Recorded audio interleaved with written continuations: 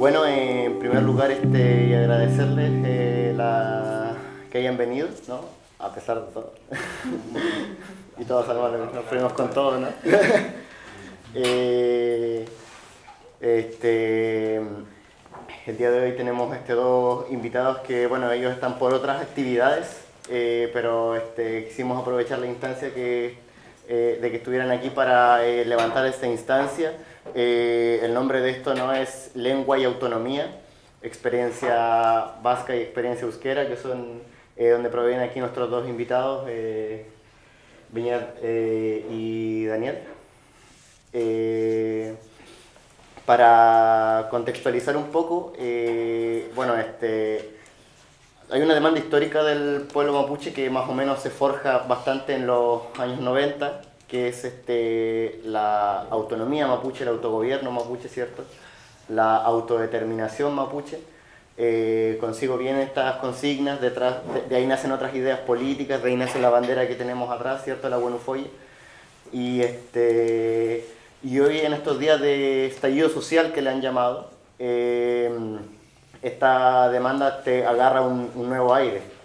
Dentro de lo que han llamado cabildos y asambleas en torno a la Constitución, también ha habido trabún de parte de organizaciones mapuche para aunar demandas, dentro de los cuales la autonomía ha vuelto a ser tema. Aprovechando la visita de nuestros dos peñi, queríamos invitarlos sobre todo porque cuando se habla de autonomía por parte de las dirigencias mapuche, no hay mayor, llamémosle contenido, ¿no? No hay mayor idea de lo que puede significar una autonomía mapuche. Hay ciertas nociones, ¿no? Y generalmente estas nociones se canalizan en lo que es la demanda de tierras, llamémosle una determinada cantidad de hectáreas usurpadas por el Estado y por los privados, por transnacionales. Sin embargo, entendemos que autonomía va más allá de esa restitución de una determinada cantidad de hectáreas. Y es por eso que también dentro de este contexto nosotros y otras personas, cuando hablamos de autonomía, miramos casos como los que son el caso vasco y el caso catalán. Inclusive el caso catalán, que hace un par de años entró en una encrucijada por su independencia, cosa que algunos dirigentes mapuche también han planteado en algún momento, ¿no? Así que es por eso que nos pareció pertinente realizar esta actividad. No teníamos otro día más que hoy día, así que así que le agradecemos, como les digo, la participación y esperemos aprovecharlo bien. La idea es que aquí Beñat y Daniel, en el orden que ellos estimen conveniente, nos puedan hablar de lo que es, bueno, ubicar un poco, ¿cierto?, Cataluña y Euskal Herria, que al igual que Gualmapu está dividido por fronteras estatales, Gualmapu dividido por Chile y Argentina, Euskal Herria y Cataluña divididos por Francia y España. Y así como ellos son vasco y catalán, nosotros, y no españoles, nosotros somos mapuches y no argentinos ni chilenos. Es un poco la similitud que hemos hecho. Y fundamentalmente, y aquí es donde quiero hacer mucho énfasis, es en el rol que juega la lengua, que también es un factor importante de identidad y de la cultura mapuche, más no un factor político que es regularmente presente en las discusiones, en los dramas, en los trabunes. Y que sí, entendemos que sí lo ha sido en el caso catalán y en el caso vasco. Quizás en uno más que en otro, eso lo iremos, ¿no?, viendo en el transcurso de esta conversación. Así que esperamos que, bueno, que Daniel y Beñat puedan hablar un poco de lo que es este proceso de usurpación del territorio, este sentimiento de nacionalismo, de movimientos autonomistas, independentistas, y el rol que juega la lengua en y otras experiencias también, porque este tipo de experiencias no son solo catalanes y vascos, ¿no? Hay más casos, sobre todo en Europa. Así que eso, creo que no se me queda nada del tintero. Le dejo la palabra a quien quiera empezar primero. Mari Computer. Muchas gracias por venir. Entendemos que son días un poco especiales y bueno, que vengáis aquí, pues la verdad es que es un honor y bueno, me alegro mucho de estar aquí. Antes de nada, tampoco voy a meterme en leyes, ni tampoco voy a meter en cosas muy técnicas, porque seguro que sabéis incluso más que yo, y entonces me gustaría hacerlo de otra manera. Y también lo dije ayer, los vascos hemos sido oprimidos, pero también hemos sido opresores, entonces con mis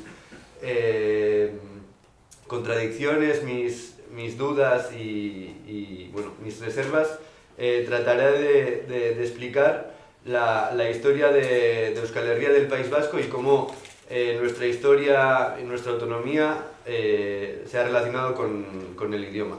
Entonces, si me permitís,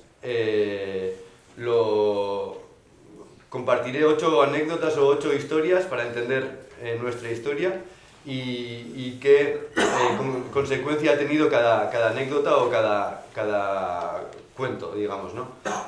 Empiezo yo, como os imagináis, y luego el onco sigue después. Han subido a categoría. Bueno, empezamos en el Reino de Navarra. El Reino de Navarra fue un reino en la Edad Media y fue independiente, y los navarros son los anteriores vascos, por así decirlo. Entonces, en ese reino hemos tenido la independencia que nunca más hemos tenido los vascos, ¿no? De hecho, los romanos le llamaban al euskera, al idioma vasco, lingua navarrorum, lingua de Navarra. Étnicamente era casi un reino totalmente vasco. Toda la población hablaba euskera, pero ¿qué pensáis? ¿Que los reyes hablaban euskera o no? Aunque fueran étnicamente vascos. No. Que era así.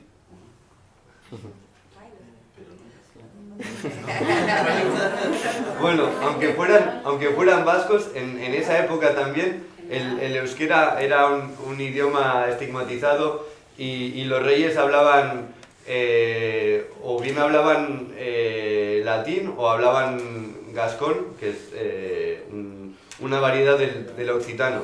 Entonces, es curioso que incluso cuando fuimos independientes, nuestro idioma no era valorado por la monarquía, ¿no?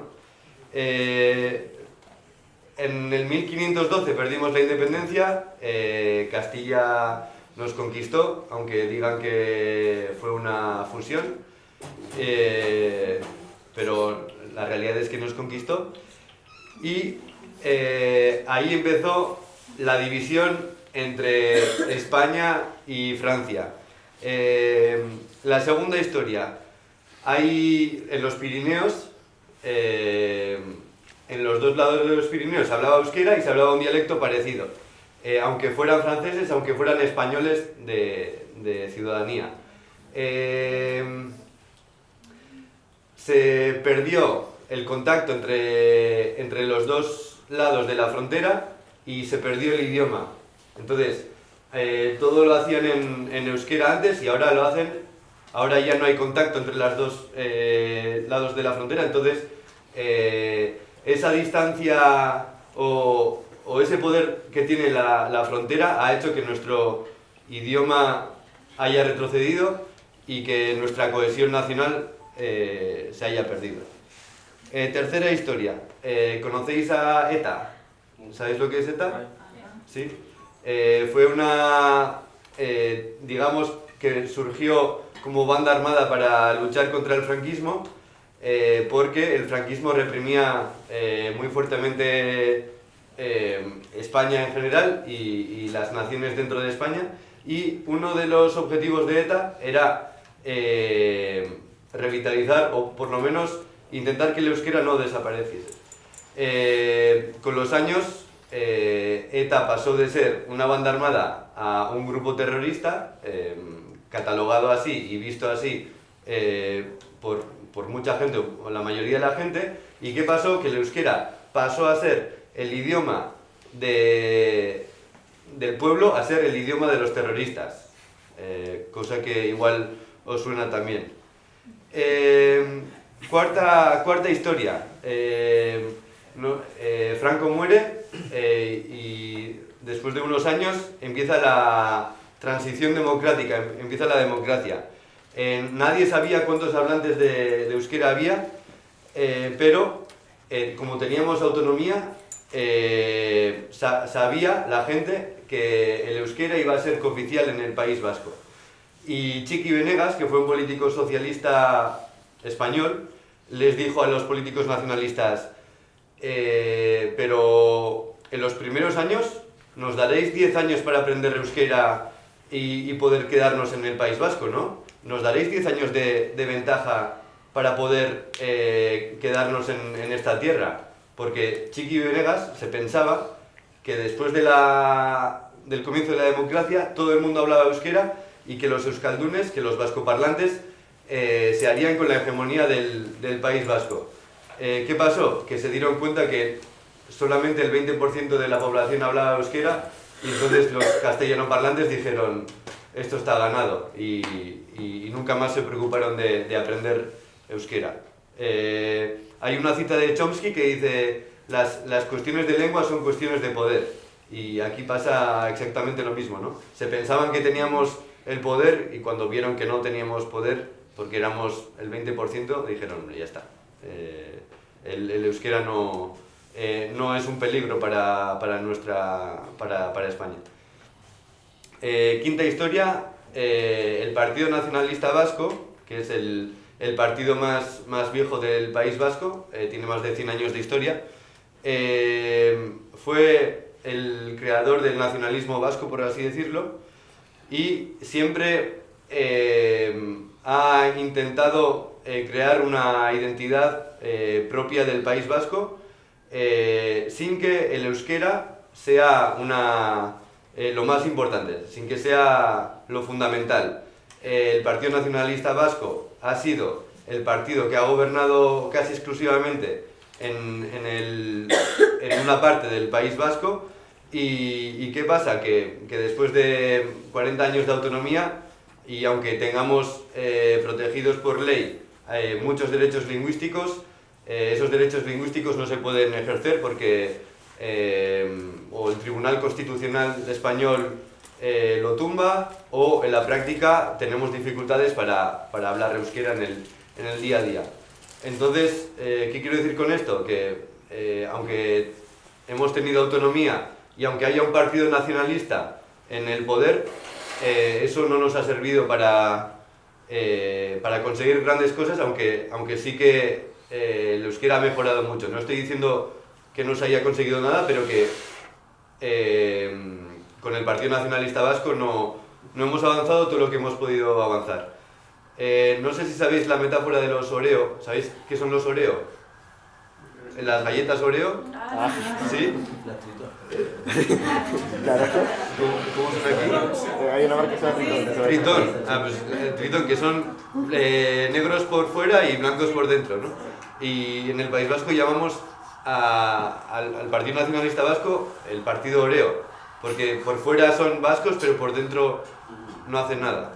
Entonces son los Oreos de los Tritón del País Vasco. Vale. Sexta historia. El Partido Nacionalista Vasco, siguiendo con el Partido Nacionalista Vasco, siempre ha intentado dominar al movimiento social a favor del euskera. Si el activismo intentaba crear un periódico del pueblo, el gobierno vasco trataba de lanzar el suyo y contrarrestar el que había surgido desde el pueblo.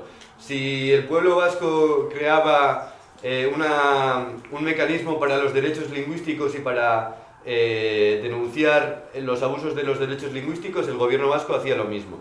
Y siempre ha sido un control del gobierno vasco sobre la cultura y sobre el movimiento social.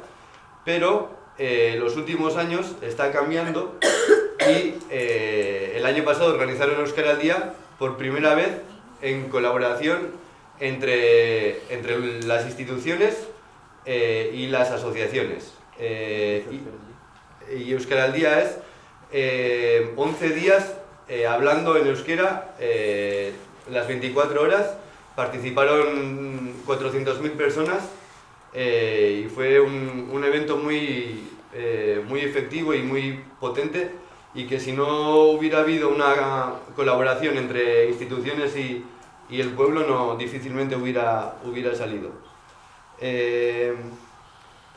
Y la séptima historia, vale, hasta ahora os he hablado del País Vasco, pero es una denominación un poco tramposa porque el País Vasco, Euskal Herria, tiene diferentes ideas. Si yo le pregunto a un amigo ¿qué es el País Vasco?, él me dirá, no, son 3 provincias. Otro me dirá, no, son 4 provincias. Y yo diré, no, son 7 provincias. La realidad es que estamos divididos en 3 regiones, 2 en España, 1 en Francia, y solamente en uno el euskera es cooficial.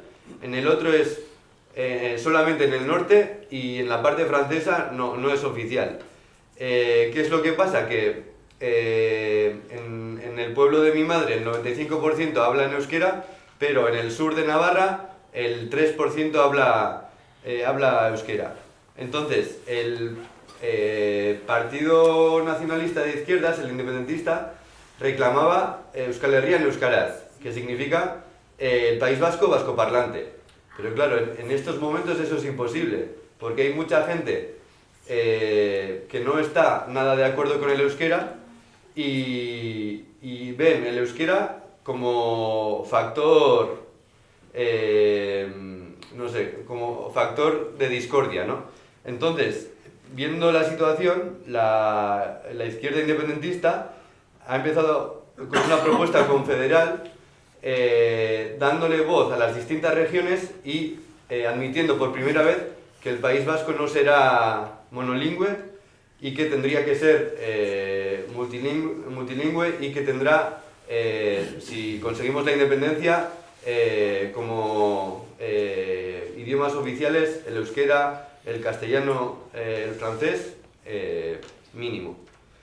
Y la octava anécdota tiene que ver con Irlanda. No sé si conocen la historia de Irlanda. Estuvieron bajo el dominio inglés durante muchos años y el idioma se perdió mucho.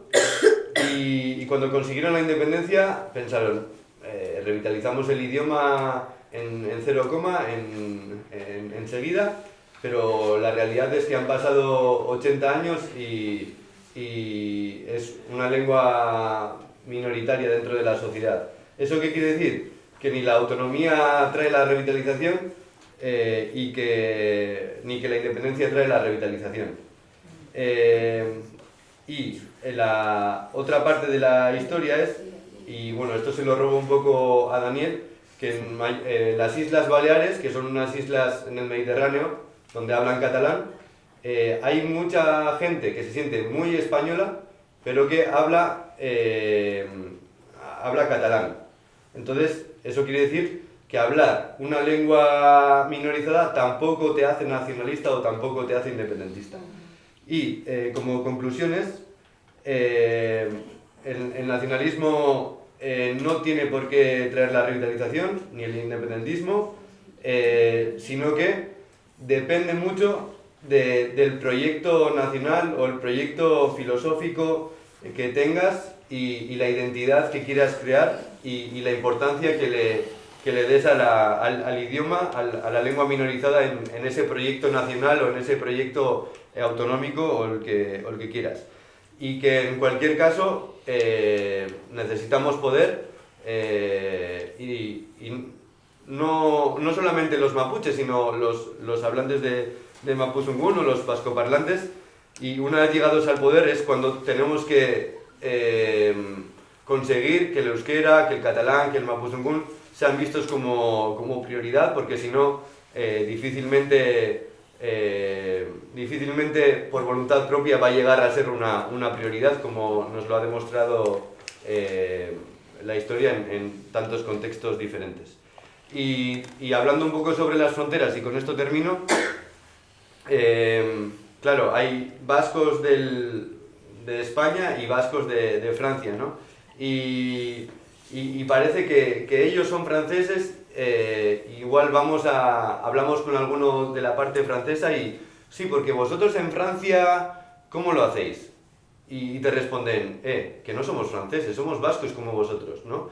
Y esa frontera nos ha dividido y parece que no somos del mismo pueblo, que no somos de la misma nación. Y yo creo que merece la pena hacer un proceso de desaprender y de construir un poco nuestras fronteras y nuestras actitudes y tratar de imaginar otra comunidad donde cuando ponga la televisión no querer saber lo que está pasando en el sur de España, sino lo que está pasando en el País Vasco Norte, en la parte francesa de Euskal Herria. Y bueno, eso es todo y chatumay por vuestra atención. El mundo mapuche, aunque todos ustedes lo hablan, tampoco es el mío. Pero lo hablo y por eso indiqué una cuestión que luego era una reflexión. Más que explicar situaciones de Cataluña, haré alguna referencia, plantearé, digamos, espero que los organizadores no me peguen luego, voy a romper un poco el esquema. Voy a hacer unas reflexiones en formato de pregunta abierta dentro del proceso constituyente político que ustedes pueden protagonizar no solo en Wallmapu, sino en el conjunto del Estado chileno. Esta bandera, claro, yo estaba a 12.000 kilómetros más o menos de distancia y por las redes sociales, por los informativos de televisión, esta bandera presidía o está presidiendo las movilizaciones, no solo aquí, que estas en las redes sociales sí, pero en los grandes informativos, pues lo que pasa en Temuco, ya me entenderán, no sale, pero sí en Santiago. Y entonces, al lado de la bandera chilena, pero muchas veces, incluso en algunas imágenes icónicas, es la que preside alguna de las grandes fotografías de las movilizaciones que en estos momentos están pasando en Chile. Y pensé, esto es una oportunidad. Un símbolo que, entre otras muchas cosas, desde luego, y es el símbolo del pueblo mapuche, pero ha sido tomado como un símbolo de resistencia, de lucha por la democracia en Chile. Luego lo volveré, pero me ha parecido un elemento relevante que, humildemente como extranjero, creo que debería ser motivo de reflexión. Los momentos históricos son ventanas de oportunidad que pasan, pueden repetirse, pero en todo caso, incluso cuando se repiten, nunca son idénticos. Por tanto, aquí hay un elemento de complicidad, que no quiere decir que ahora de golpe y porrazo, y permítanme la broma, el mundo winca se ha mapuchizado, pero hay una complicidad que su símbolo, porque claro, el otro símbolo es el de la bandera de Chile, que representa muchísimas cosas, y también, digamos, la dictadura de Pinochet en su momento, pues no podía simbolizar, o no podía simbolizar de forma suficientemente clara lo que hay detrás de estas movilizaciones. Entendiendo que este acto de hoy se enmarca en el futurible, en la hipótesis de un proceso constituyente en Chile, algunas reflexiones. Esto tiene mucho que ver con cuando se ha pretendido y se ha legislado leyes de oficialidad, en este caso, por ejemplo, de la lengua catalana, y ha habido intervenciones en lo que podían ser las normativas del Estado de diversos tipos. Por ejemplo, un tema importantísimo que es toda la legislación que tiene que ver entre todos nosotros con temas como, por ejemplo, el consumo. Claro, ahora he oído en una de la última mesa redonda del seminario que se ha celebrado aquí en Temuco, de que el concepto me ha parecido muy interesante, ¿no? La lengua española no sale constitucionalmente en la Constitución chilena como la lengua oficial, pero hay dos leyes que dejan claro, porque alguien se tenía dudas de qué va la jugada. La ley de consumo o del consumidor obliga a que todo el etiquetaje, entiendo que tanto productos alimentarios, farmacéuticos, me imagino, no lo he leído, deben estar escritos en lengua española, por tanto, una. Y dos, que la administración pública utiliza, digamos, a nivel de gramática, etcétera, de sintaxis, aquello que dice la Real Academia de Lengua Española. Por tanto, blanco y en botella, leche, ¿no? Bueno, pues con estas dos legislaciones dan a entender muchas cosas. Y una de ellas es que cualquier ley, lingüística o no, debe ser algo más que una declaración de buenas intenciones. Y por tanto no solo debe recoger derechos, sino obligaciones. Por ejemplo, obligaciones por parte de la administración. Si no hay obligaciones, vamos mal. Y luego si estas obligaciones luego no se concretan, tampoco. Es decir, por ejemplo, debe haber un régimen sancionador. Si usted no hace caso a la ley, sea una persona individual, una persona jurídica o una administración, debe haber una sanción. Y, desde luego, para acabar, ¿esto cómo se regula? Es decir, ¿quién ordena esta sanción? ¿Quién obliga a hacer tal cosa?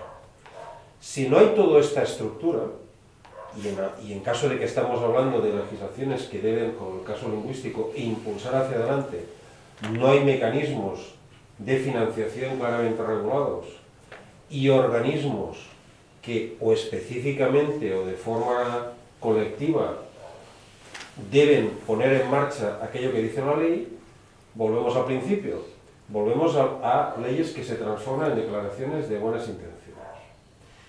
Lo digo porque es cierto, y no es la primera vez ni la última, que oigo hablar de OIT 169, 170 de OIT.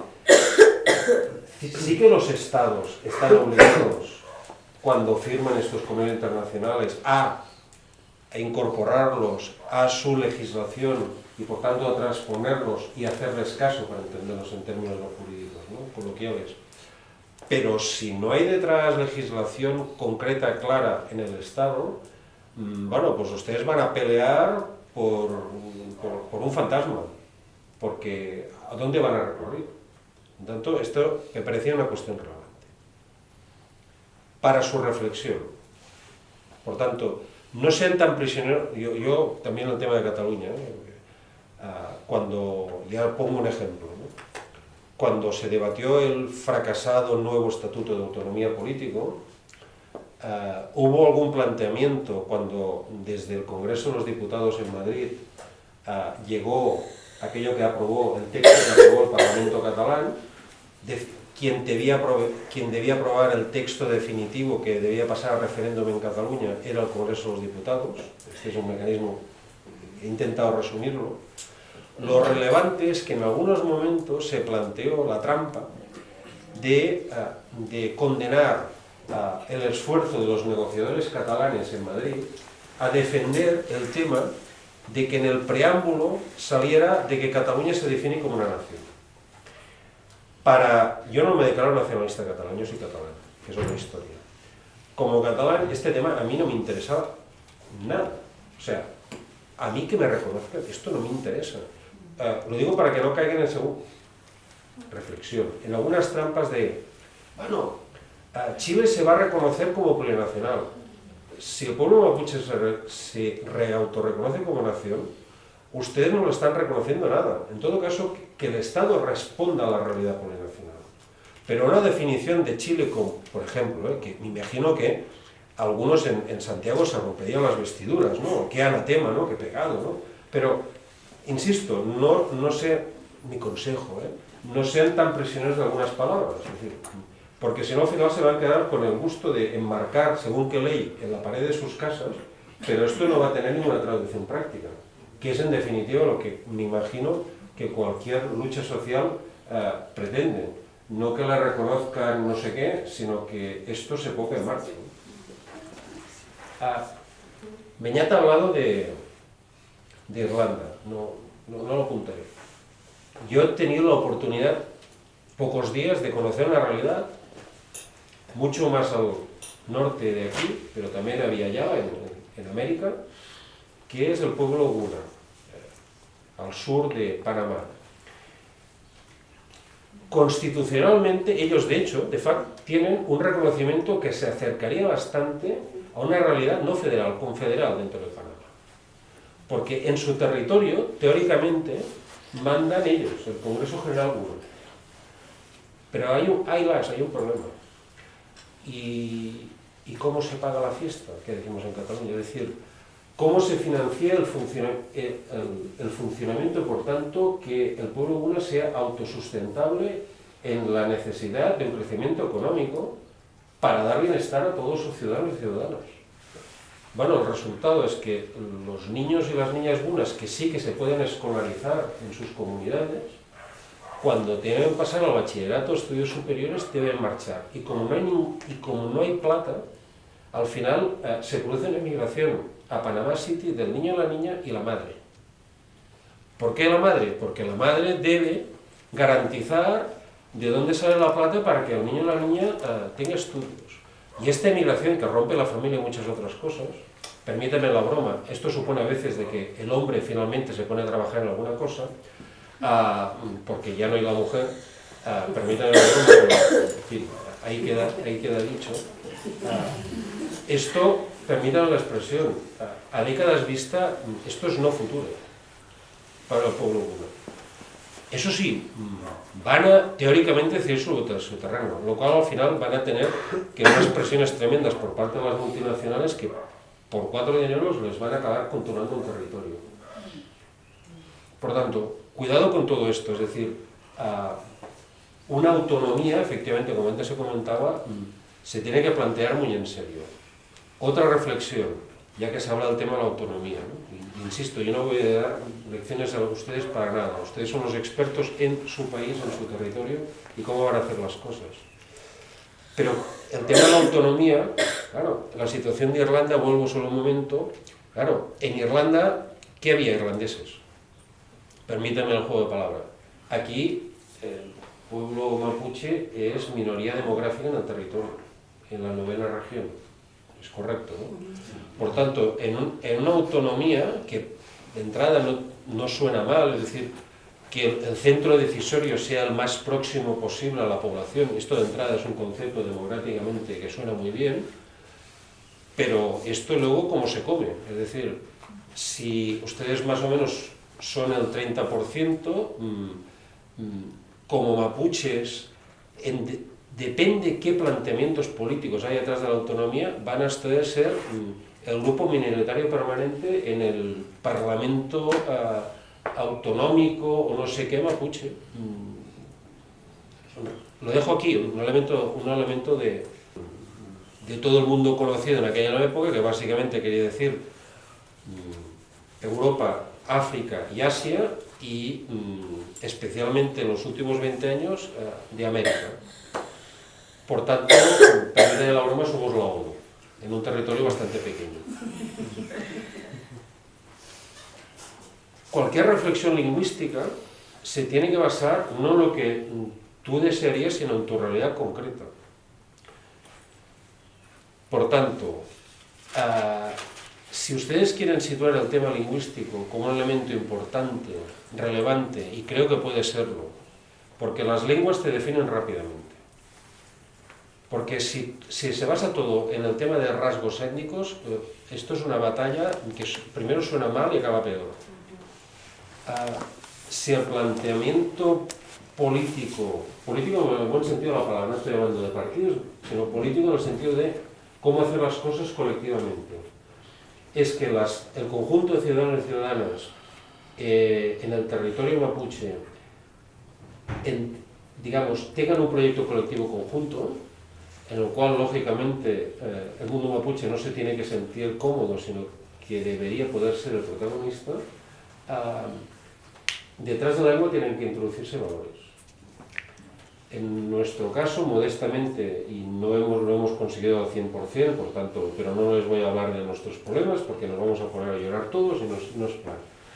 Pero si la lengua tiene algún atractivo, es que o la lengua sirve para todo o finalmente no sirve para nada. Y he visto una evolución, por las pocas veces que he estado aquí, de que la lengua mapudungún hace años, cuando yo vine por primera ocasión, quedaba situada en un territorio de, bueno, la cultura, la tradición, pero estamos para otras cosas, y estoy constatando, y entiendo que esta reunión de hoy va por aquí, de poner la lengua mapuche o mapudungún, digamos, en el centro de una visión política de la jugada. Bueno, pues esto es interesante, porque si quiere decir lengua, quiere decir muchas cosas. Puede decir la lengua que expresa un modelo de futuro colectivo para todos y para todas. La lengua como un elemento cultural, y la cultura, las culturas, es riqueza. A veces aunque no lo parezca, ¿no? Dicen, usted, la cultura se subvenciona. Perdonen, en Europa, en el mundo, en Estados Unidos, una de las grandes industrias, con mayúsculas,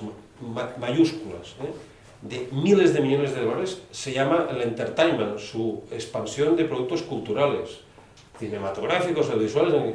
Esto es un negocio brutal. La cultura es negocio, lo digo en el buen sentido del término, no la mercantilización. Bueno, al final, si no hay plata, no vivimos. Por tanto, la cultura sí, y por tanto la lengua es un elemento cultural de máxima importancia y relevancia. Por tanto, quizás el planteamiento debe haber estrategias específicas para la lengua, pero quizás, y en el caso de Cataluña así lo hemos parcialmente conseguido, es situar el catalán como una cuestión compartida, tanto de las personas que lo hablan como de las que no lo hablan. Tenemos una facilidad, a diferencia del euskera y del mapudungún. Cualquier persona que, sobre todo, tenga conocimientos de una lengua latina, en Cataluña, por poco que se ponga, a menos que sea absolutamente cerrado mentalmente, al cabo de 15 días se defiende. Y al cabo de un mes puede decir algunas cosas. Y al cabo de unos meses, oiga, puede hablar perfectamente catalán. Le faltarán vocablos, cometerá algún error, algunos giros lingüísticos no sé qué, en la escritura tendrá algunos problemas, de acuerdo. Pero no es aquello de que no entiendo nada. Bueno, esto puede pasar a la primera hora. Por lo tanto, tenemos esta facilidad. Ahí lo dejo. Es un hecho cierto, y en cambio ustedes tienen, bueno, una dificultad, es una realidad, que es que el español y el mapudungún se parecen, como decíamos allí, como un huevo y una castaña, ¿no? Pero son dos lenguas. Y vuelvo al principio con el tema de la bandera. Ustedes tienen una ventaja, y me parece, como nosotros, y como los vascos, y es una ventaja, digamos, por la cual no tienen que pedir perdón a nadie, ni permiso a nadie, ¿no? Que es que delante tienen ciudadanos y ciudadanas monolingües. Y esto es triste, para ellos, no para ustedes, para ellos. Pero no lo digo desde lanzarles un mensaje de superioridad, no, simplemente de que, y ahora acabo mi intervención, si ustedes están planteando algún criterio de oficialidad, entiendo que deberían contemplar, tienen deberes, creo, en dos direcciones. Esta oficialidad se circunscribe en la 9ª región, para decirlo en términos administrativos, y ahora que estamos quizás en un proceso constituyente en Chile, hay que plantear elementos, lo de oficialidad de la lengua mapudungún en Chile, en todo el territorio chileno. Entiendo que esto es como decir una cosa muy extraña, pero puede haber cosas que tienen sentido y que darían visibilidad, normalidad, a que, oiga, ¿hay alguna lengua más chilena que el mapudungún o el Rapanui? Pues ustedes estaban antes. Pero no lo digo para que los pongan definitivamente, como seguramente algunos querrían, en una vitrina, en un museo allí, ¿no? Momificados. No. Sino una cuestión de derechos. No tendría sentido, por ejemplo, de que si un ciudadano aquí en Temuco o en Villarrica envía a Santiago, no sé, al ministerio de no sé qué, su solicitud en el Mapudungun sea entendida, no rechazada y respondida en Mapudungun. No es ninguna salvajada. No estoy diciendo que si ustedes van a Santiago y se dirigen al primer funcionario que encuentran por la calle y le hablan en Mapudungun les tenga que... No estoy diciendo esto, pero determinados mecanismos. Otra reflexión, un problema que creo que tenemos compartido, que es que las materias escolares en los estados respectivos, en el estado español, por la cuenta que nos trae, y en el estado francés aún más, por la cuenta que nos trae a los dos compañeros aquí, a los dos peñas, pero en el caso de la educación chilena, pero ¿cómo se explica? ¿Cómo se está explicando la realidad plurinacional, pluricultural y plurilingüística chilena? ¿Cómo se explica? Lo dejo aquí, porque en el caso de España, del Estado español, lo conocemos perfectamente. Es decir, generaciones nacidas en la, digamos, democracia española, estos jóvenes, no todos, pero una parte significativa, profundamente intolerantes con esta realidad plurinacional del Estado. O sea, aún hay gente, digamos, que puede entender que si en cualquier, por ejemplo, no sé, en cualquier espacio público, yo estoy hablando en catalán con mi mujer, pues alguno puede sentirse molesto.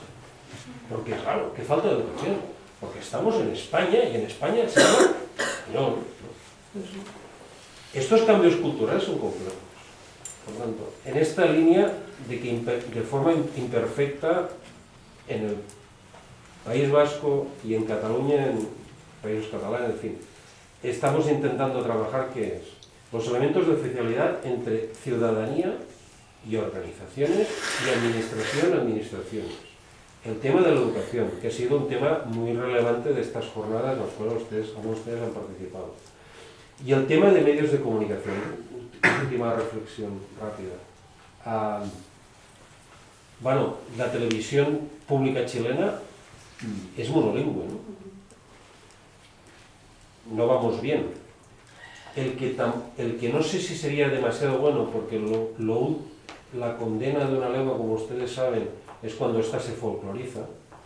Es decir, bueno, es que, bueno, pues mira, les vamos a dar en este proceso constitucional, bueno, haremos media horita a la semana, por cierto, a partir de las 2 de la madrugada, no sea acaso, para hablar de los temas folclóricos de los pueblos indígenas. Discúlpenme porque no es lo que pienso, pero estoy teatralizando, ¿no? No, quizás no sea esto. Si alguna cosa les puede interesar es que hayan programas normales, ¿entiendes? Que hablen de todo en lengua mapudungun, de que hubiera subtitulados, ya que el doblaje es más caro, pero subtitulado es mucho más barato, de programas, de películas, etcétera, en mapudungun. Que, por ejemplo, me estoy metiendo donde no me llaman, ya lo sé, pero estoy aquí y por tanto me lo permitirán. De que, por ejemplo, hubieran elementos de crédito de dinero público para la creación de contenidos en redes sociales en mapudungun. Por ejemplo, que los grupos musicales mapuches hay un apoyo para que se produzcan videoclips, digamos, de formato profesional, etcétera, etcétera. Esto no es un canal de televisión, pero como comentaba en la jornada, son elementos que funcionan, ¿no? De que youtubers, instagramers que se la jueguen en hacer contenido de mapudungun, pues oye, si tienen a partir de no sé cuántos seguidores, esto tenga premio económico, por tanto un incentivo. O que planteen contenidos y que hubiera alguien que le dijera, oye, pues ponemos en estos contenidos pues 1 millón o 2 millones de pesos. O 500.000. Porque para una persona joven a lo mejor con esto ya, ostras, se pone horas delante del ordenador y saca algo muy interesante. Bueno, son algunos elementos de reflexión, porque cuando hablamos del tema de elementos de oficialidad en todo el Estado chileno, supongo que ustedes no olvidan, yo por lo menos intento que no, pero yo no soy mapuche, en el potencial enorme que es la comunidad mapuche que hay en Santiago. Esto es un activo que, claro, están allí y ustedes están aquí, pero es un activo que yo creo modestamente que, como no están exactamente para regalar nada, pues es un activo a tener en cuenta. Y por tanto que esta conexión podría facilitar algunos elementos de reflexión. Y disculpen si no da raro, es que cuando hablo no cago. Peraí, desculpem.